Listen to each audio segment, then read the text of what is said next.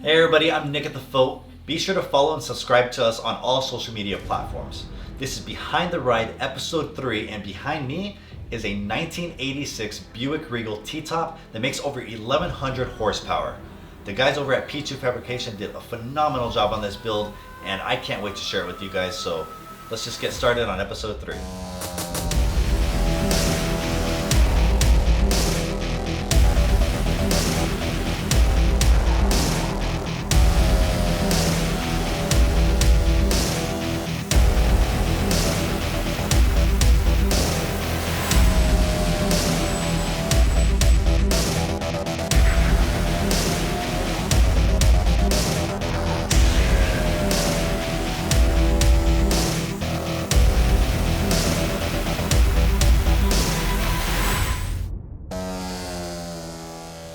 Hey everybody, I'm Nick at the Foat, and welcome back to another episode of Behind the Ride. It is episode 3, and I am here with none other than Frankie Trutanic.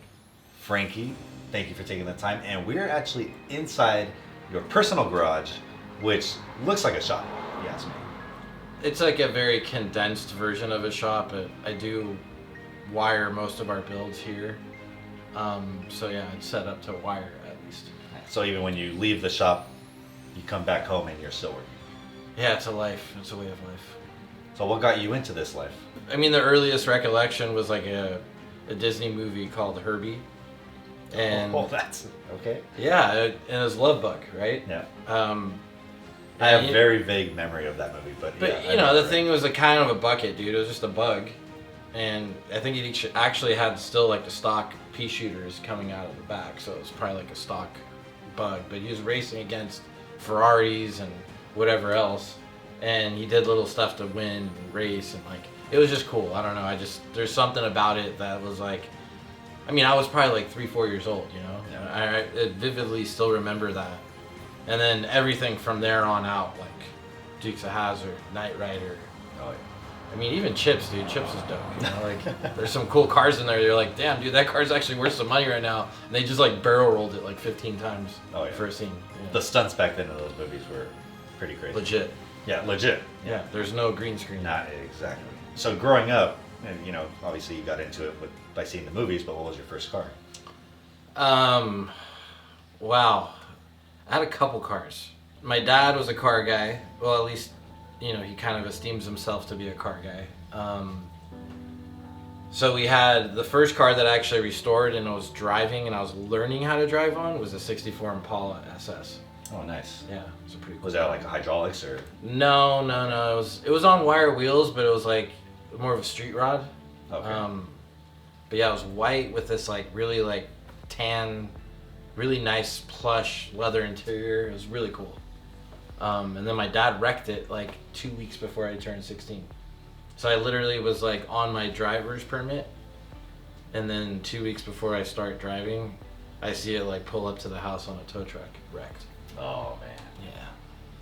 But that was the first car. Did you restore it after that, or at that point you kind of? No, it's a lost cause, dude. He hit an 18-wheeler, so it was pretty mangled. Oh, okay. I tried fixing it a couple times, and it just didn't go as planned. So what happened after that?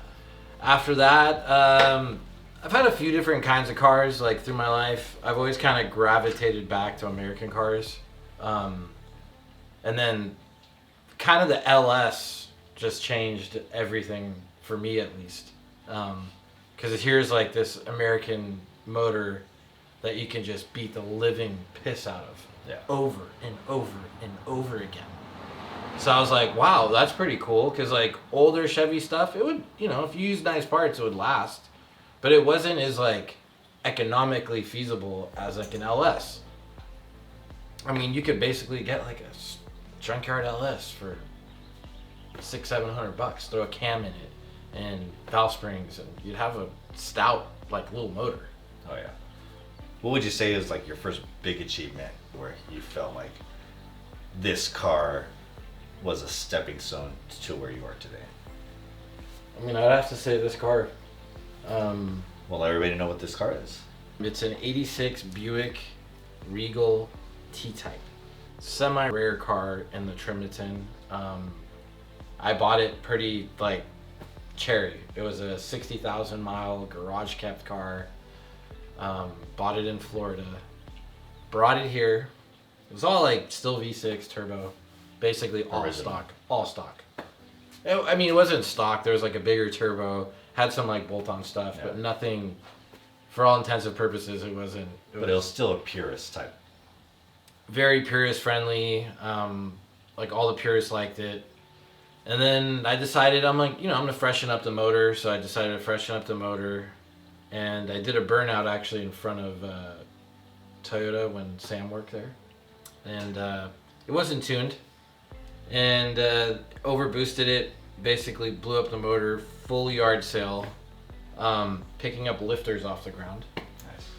And then it turned into like a simple LS swap, and then I realized, all the inefficiencies of this platform for like road course racing and canyon driving.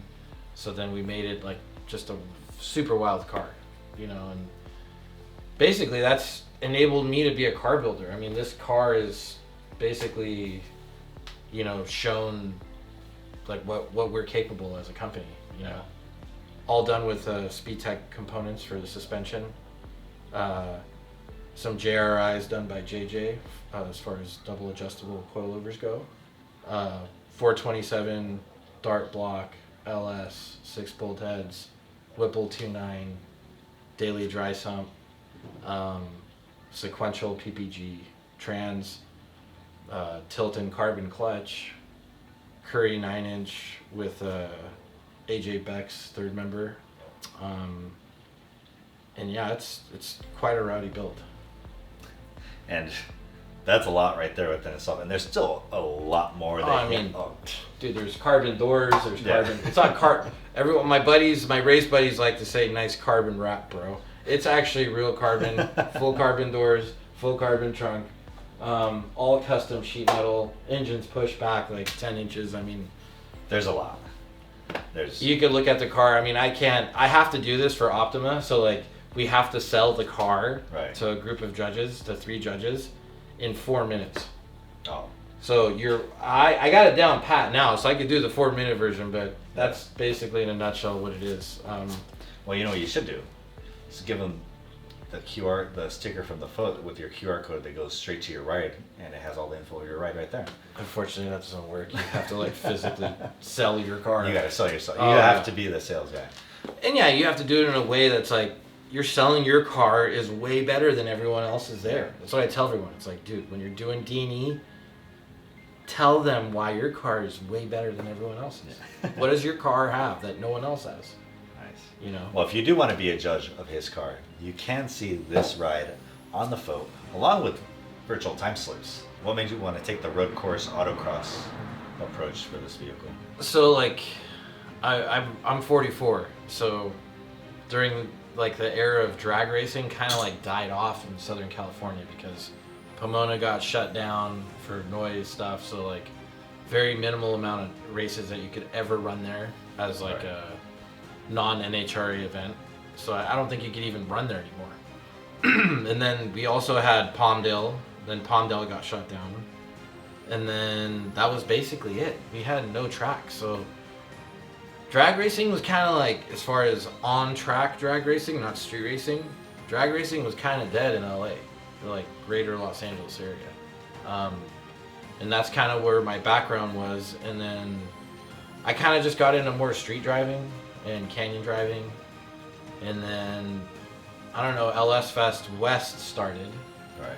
And that's when everything changed for me. I was like, oh, they have this Grand Champion thing where you drag race, autocross, road race, and do a brake stop challenge. I'm like, damn, I need to build this car for that. Right. So after the first LS Fest, that was like the goal. Next year, we're out here with this car, with the sequential, supercharged, the whole 9 yards. And yeah, we did that.